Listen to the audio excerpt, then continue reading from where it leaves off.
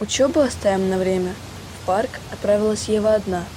Вечерело. На маленькой сцене, что так поздно едва ли видна, загорелись огни, заиграла тотчас музыка громко живая. Так и ахнула Ева сначала, ту мелодию вмиг узнавая. Рядом местная группа артистов начинала себя представлять, и сначала из разных плейлистов песни стали они исполнять. И как только солист к микрофону подошел, свою партию начал, Ева вмиг замерла потрясенно. Голос тот для нее что-то значил. Эти черные длинные волосы, взгляд цепляющий, сумрачный вид, в дополнение к знакомому голосу, это Еве одно говорит.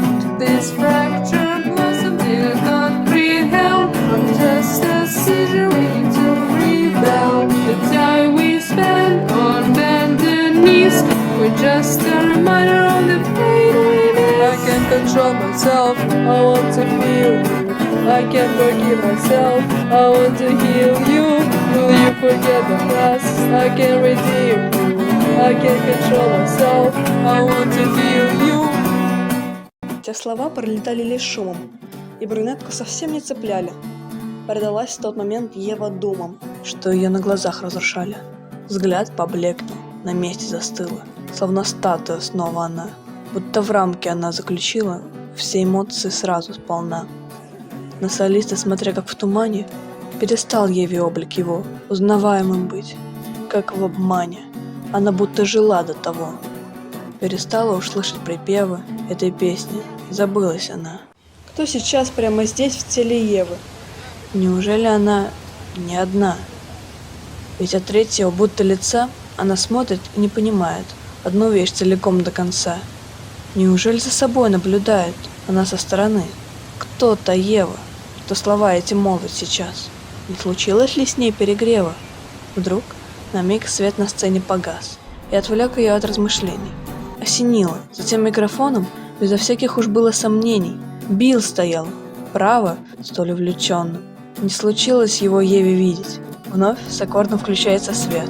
В тот момент, нашу гостью завидев, Билл со сцены послал ей привет. Беззаветно расплывшись в улыбке, он со сцены сошел, устремляясь не в объятия и не по ошибке, но ей объяснить не трудясь всю причину его поведения. Ничего та и не поняла. Даже будучи не в настроении, те объятия она приняла. Чтобы паузу чем-то восполнить, он учтиво у Евы спросил, хорошо ли он с группой исполнить ту мелодию смог. Знаешь, Билл, очень даже неплохо. Впервые у нее заблестели глаза, от пустых превратившись в живые. Электроника нравилась всем недавно уж. Спасибо большое. Я сочту это за комплимент. Был бы рад я, наверное, втрое, если б смог я тебе в тет-а-тет пару-тройку вещей сам представить. Прежде чем Билл назад повернул. Продолжая открыто лукавить, незаметно он ей подмигнул. В скором времени вдруг предложила Еве наша Алиса гулять. Херамица ужасно грустила, ведь учиться не с ней та ходила, и совсем начала уж скучать. Ей Алиса в сердцах говорила, с кем бы близко она не дружила. Ей там не с кем дела обсуждать.